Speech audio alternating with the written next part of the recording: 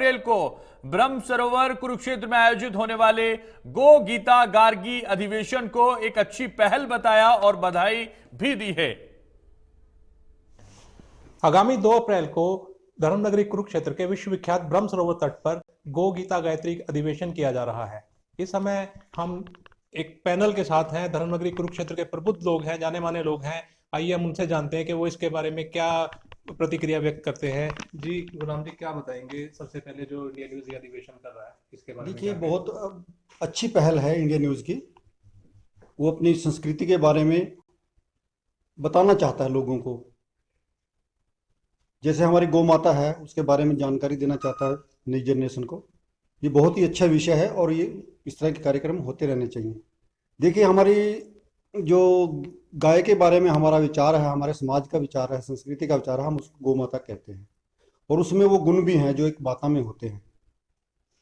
इसी तरह से गीता के बारे में अगर हम कहें तो गीता एक जीने की कला है। अगर व्यक्ति उसके अनुसार जिए तो सुखी रहता है इंसान। वो अगर उससे विमुख होकर के कहीं हम चलते हैं तो हमारे मन में कहीं ना कहीं कोई शंका आती है कि हमें दुख मिलता है।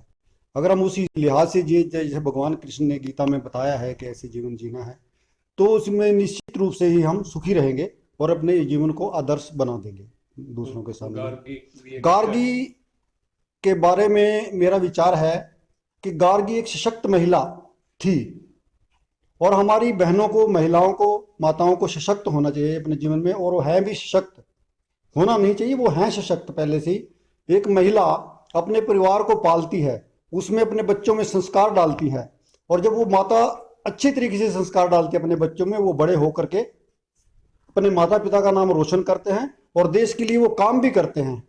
आज बड़े बड़े डॉक्टर हैं, इंजीनियर्स हैं जो देश के लिए काम कर रहे हैं, साइंटिस्ट हैं जिन्होंने आज हमें वैक्सीन भी जल्दी से जल्दी बनाकर दी कोविड-19 की। तो ये सब महिलाओं का ही करता धरता वो वही है उसमें। अगर वो अपने बच्चे को सही दिशा में नहीं ले जाएंगी तो अपना देश के लिए कौन काम करेगा?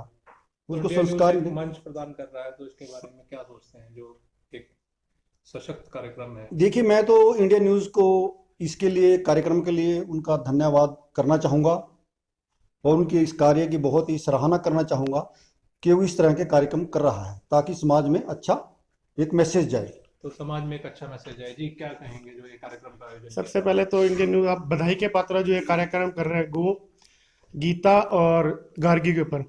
जैसे कि सबको मालूम ही है कि गाय की पूजा हम करते हैं और क्यों करते हैं, क्योंकि गाय प्रमुख है हिंदू रीति रिवाजों के हिसाब से। क्योंकि गाय, श्री कृष्ण भगवान स्वयं इसकी पूजा करते थे और गाय पे 33 करोड़ देवी देवता निवास करते हैं।